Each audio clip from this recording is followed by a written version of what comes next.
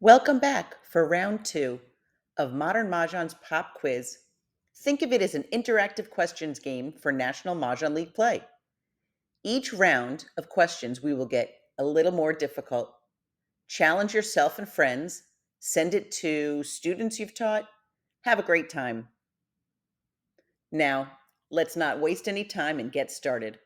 Throughout the 10 questions, if you need more time to think of an answer, simply hit pause and then resume when you're ready to go. Question 1. When are you committed to discarding a tile? Is it when a tile is named, a tile is fully named, a tile is placed on the table, B or C, or all of the above? The answer is B or C. You are committed to discarding a tile when either you name the tile fully or you place it on the table. So this begs the question, what is fully named? Red is fully named. There's no other tile it could be but red dragon. However, 2 is not. It could be 2 dot, 2 bam, 2 crack. So that is the difference between named and fully named. As a side note, if you're entering a tournament, be sure to check those rules because many tournaments don't clarify and say fully named. The tile just needs to be named. Now, question 2. You'll notice between question 1, 2, and 3, there are different rules regarding commitment to discarding, claiming a discard, and picking from the wall. Question 2, we're asking, when are you committed to claiming a discard? We'll give you a hint. 2 of the boxes you are committed, and 2 you are not. Is it when you say call, when you touch the tile, when you place the tile on your rack, or when you expose tiles from your rack? And the answers are, you are committed when you place the tile on your rack or when you expose tiles from your rack. As a side note, we've done a best practices worksheet about how it is best practices to first take the discard, place it on the top of your rack, and then add tiles from your rack. This will prevent you from making an error if someone misnamed the tile. We'll move on. You are not committed and you can change your mind if you just say call or something like that, or if you simply touch the tile. However, you are committed if you move the tile onto your rack or expose tiles from your rack. Now, question 3. This is, which of the following true about picking a tile from the wall? A, B, or C? Is it true that a player is committed to picking a tile if they touch it? B, is it true a player is committed to picking a tile from the wall if they move it in any way? A player can change their mind if they merely touch it. And finally, C, a player can change their mind about picking from the wall as long as they haven't discarded a tile. They can pick it up, place it in the rack, and change their mind and put it back, so long as they haven't discarded yet. What do you think it is? A, B, or C? The answer is B. B is the only true statement in this page. A player is committed to picking a tile from the wall if they moved the tile in any way. A player can change their mind if the tile has merely been touched. Question 4. There are 2 statements here on the green side of the page. Are both of these true or false? There is no requirement of a natural tile in a grouping of 3 or more identical tiles when you display your mahjong. A pung, kong, or higher can all be jokers. Do you believe this is true or false? And the answer is true. If you're lucky enough to have all those jokers, congratulations. Now we're on to question 5. When does the window of opportunity to call a discard close? We invite you to select as many as you believe apply. There are 5 choices here. Is it when the next tile is fully named, when the next tile is placed on the table, when the player next in turn racks their tile, when Mahjong is called, or when a joker exchange is initiated? Do you believe it's 1, 2, 3, 4, or 5 of these? And the answer is all 5. If you guessed it was all 5, you are correct. All of these close the window to call the prior discard. Now, we're more than halfway there. Question 6. In this video that's playing, you should see somebody picking up a tile from the wall and tapping it on their rack. If you're looking at a PDF and you're not seeing the full video playing, it's merely tapping and not placing the tile in the rack. Does tapping close the window to call a prior discard?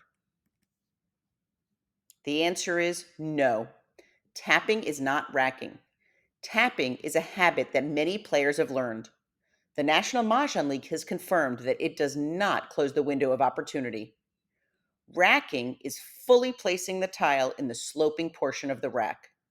If you're playing in a group and they tap rather than rack, it's something that you should discuss with each other, since many people don't realize that this is a habit and not a National Mahjong League rule. Question 7. We'll give you a little more time before we go to the answer, since here we're asking you to place 5 actions in the proper order for a joker exchange. The actions are initiate the joker exchange, discard, if you made a call, make an exposure, pick or call, and place the joker in the sloping part of your rack. While you're thinking, we're going to give you a hint. If you initiate a joker exchange prior to picking or calling, your hand is dead. So initiate a joker exchange is not number 1. And now for the answers. First, pick or call. That is how you start your turn. Your turn starts when you have 14 tiles. After you pick or call, number 2, if you had called, make an exposure. Then be sure your exposure is complete, because once you do number 3, initiate the joker exchange, you cannot add or subtract to that exposure. Number 3, you initiate your joker exchange. Number 4, you place the joker in the sloping part of your rack. And then number 5, unless you have Mahjong, you discard. So pick or call, expose, complete exposure, joker exchange, joker in rack, discard. Now for number 8, true or false. Can a player call someone else's hand dead for not being a winnable hand based on tiles in their own hand?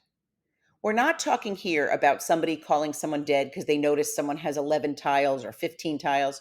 We're talking about someone who you could tell from exposures needs a single 4 and a single 6, and all of them are either on the table or in discards or in your hand. Can you base this challenge on tiles in your hand? You might have guessed it from the way we asked, but the answer is false. A death declaration can only be made for a non-winnable hand based on tiles seen by everyone in either exposures or discards. So of course, this doesn't apply if their hand is dead for other reasons. Question 9. Here's some more true or false about exchanging jokers from a dead hand.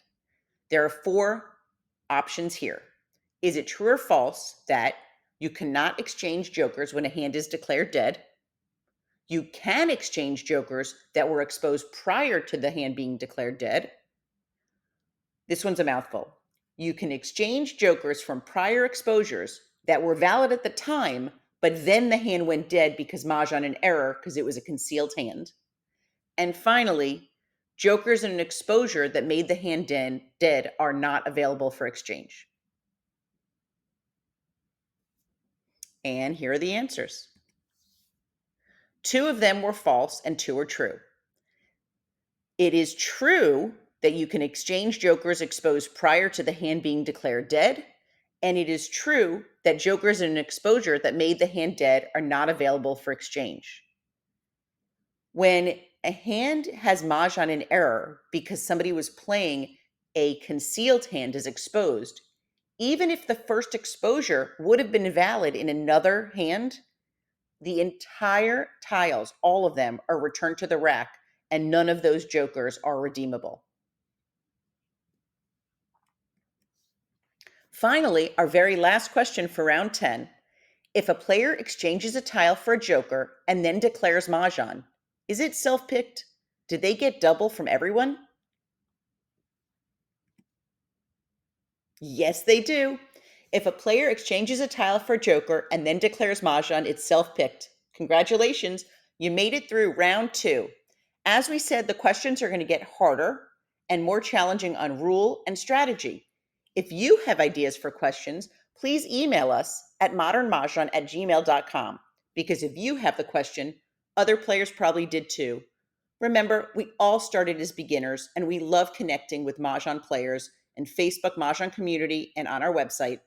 Sign up for our informative newsletter on modernmahjong.com. Connect with us on social media. We have our group that we mentioned, Mahjong Community, as well as our page, Modern Mahjong. We're also on Instagram, where we share great videos, pictures, links. Finally, you're probably watching this either on youtube.com, Modern Mahjong, or someone sent it to you. So if you subscribe, you'll get notification when we have live videos. Stay tuned for our next round. Thanks for playing along.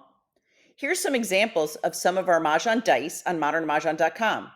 If you don't know the story of our small business, check it out on our page. We're two friends that play Mahjong together in South Florida, and we thought that players should begin with a beautiful roll. We started with Mahjong dice and have since expanded to many other beautiful Mahjong gifts and accessories, and YouTube videos, online tournaments, and more.